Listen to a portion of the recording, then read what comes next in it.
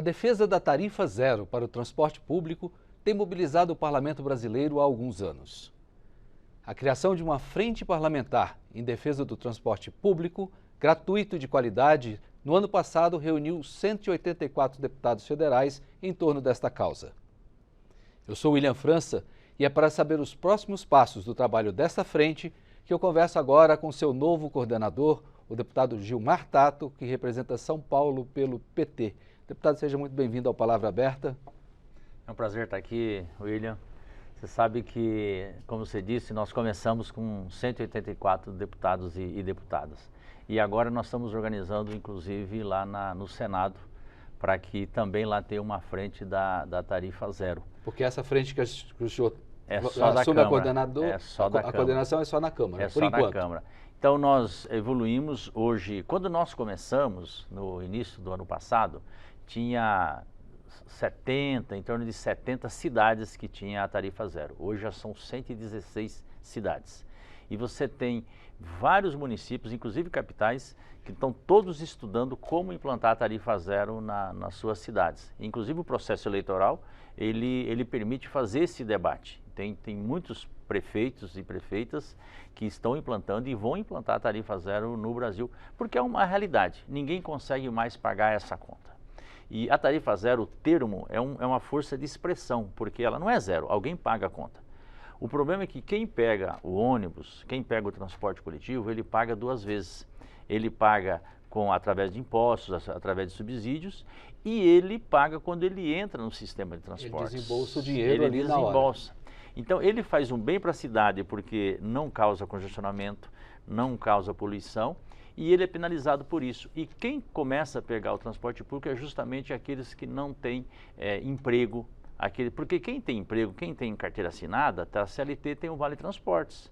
Então, é perverso esse sistema. Por isso que nós temos hoje milhões de pessoas que não estão no sistema de transportes, deixam de pegar um ônibus porque não tem dinheiro. Então, o que nós queremos? Nós queremos criar um sistema único de mobilidade.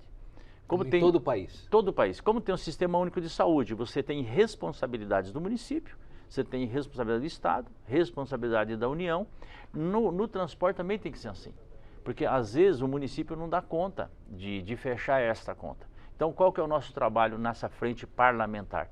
Você tem algumas legislações que precisam ser atualizadas, modificadas, e você também tem que buscar recursos do governo federal para os municípios. Vou dar alguns exemplos. Legislação.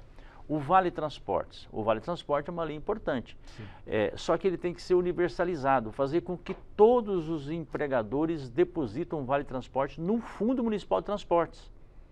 Em vez de passar para a conta do empregado, passar por esse fundo. Exatamente. Só aí já é um recurso que ajuda a fechar a conta, e aí o empregado, ao invés dele ter o transporte gratuito só para no horário dele trabalhar e voltar, ele tem 24 horas por dia, 7 dias por semana, 30 dias por mês, 365 por dia. Outra coisa, existe um sistema... Aí, só para complementar isso, deputado, no caso ele pode fazer um curso, ele pode fazer uma atividade extra, passear, ele pode também, que faz parte da vida, né? Ele se apropria, ele começa a curtir a cidade. Então, essa é uma lei, um projeto de lei de iniciativa minha, que um dia eu espero aprovar aqui, autorizando os municípios a criar esse fundo municipal. Outra coisa, tem um programa nacional do transporte escolar, aquele transporte escolar amarelinho.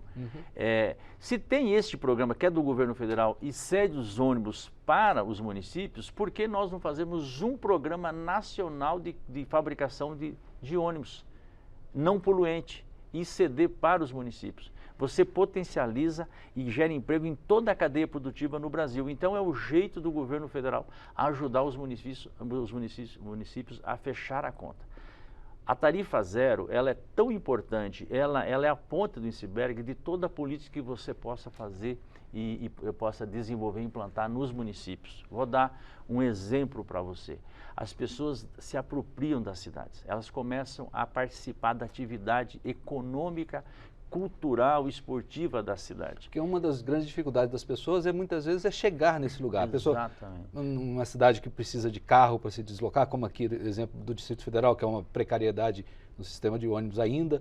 Então, Então as pessoas necessitam de carro, mas não têm dinheiro para ter um carro ou para manter um carro e também se privam E o que ela faz? Ela fica em casa. Fica em casa. Entendeu? Adoece, tem depressão. Com então, o estímulo, o senhor acredita que esse estímulo da tarifa zero faz com que ela possa se integrar à sociedade de uma forma mais nas cidades, né? Nós estamos estudando, através da frente parlamentar da tarifa zero, eu acompanho todas as cidades que implantam a tarifa zero. E estamos fazendo os estudos, inclusive em convênio agora com a Universidade aqui de Brasília, Universidade Federal de Brasília. Aonde foi implantada a tarifa zero, aumentou de 25% a 30% o comércio. Quando eu falo que é a ponta de iceberg é em relação a isso, então aquece o comércio. Por quê? Porque as pessoas saem de casa, as pessoas não ficam em casa. E esse dinheiro que ela pretensamente está economizando, ela vai gastar no comércio. Então, por isso que ajuda o comércio. Se aumenta o comércio, aumenta os impostos. Então, os governos também ganham em relação ao aumento dos Entra impostos. por outro exatamente, por outro caminho, exatamente. Né? E permite você fazer políticas públicas do quê? Diminuir a violência em relação a acidentes de carro, redução da velocidade dos veículos, você aumentar as calçadas, você fazer ciclovias, você priorizar o transporte público, exatamente, fazer corredores de ônibus, faixas de ônibus, você discutir uma política ambiental de que o carro polui mais que o ônibus. Então, por isso que eu falo, muda o jeito da cidade funcionar. É mais do que o debate da tarifa zero, na verdade, é um debate sobre cidades, um debate sobre urbanismo, um debate sobre comportamento das pessoas. As pessoas, porque muita gente deixa de procurar emprego, deixa de namorar, deixa de visitar um parente, deixa de visitar um amigo, deixa de fazer uma compra, porque não tem dinheiro para passagem, não tem dinheiro para passagem. Então, está errado o funcionamento das cidades em relação à mobilidade. A mobilidade, ela tem que ser feita, na verdade, a pé, de bicicleta ou transporte público. E nós não estamos inventando a roda.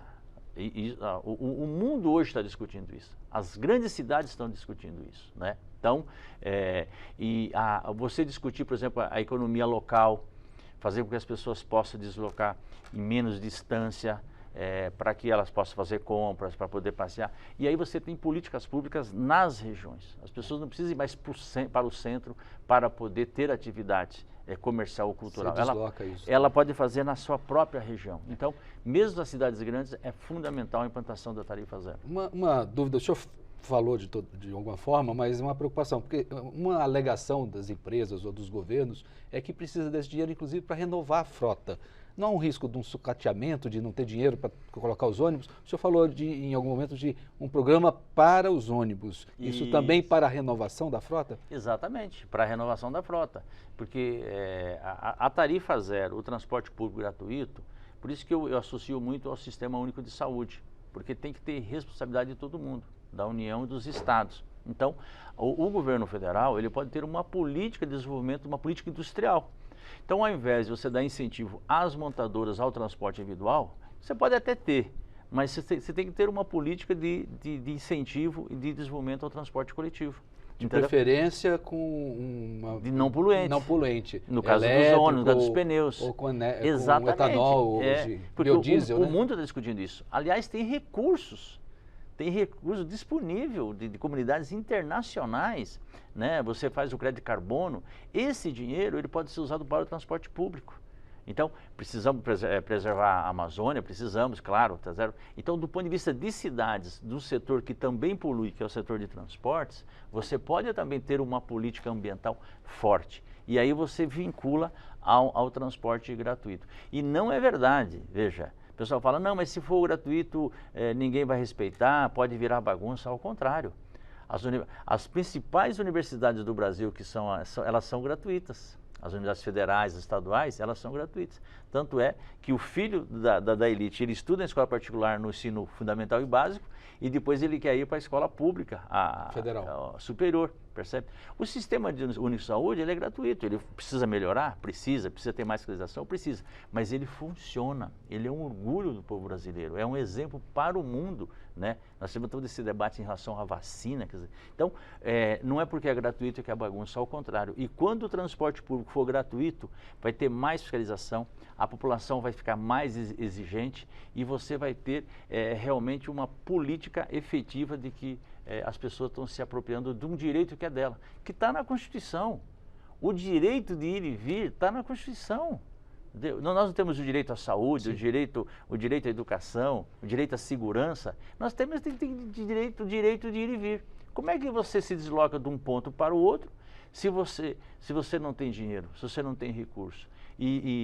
Então, quer dizer, se você não tem, você deixa de procurar emprego, você deixa de visitar um parente, você deixa de ir numa atividade cultural, você deixa de namorar, você deixa de ir numa atividade esportiva porque não tem dinheiro.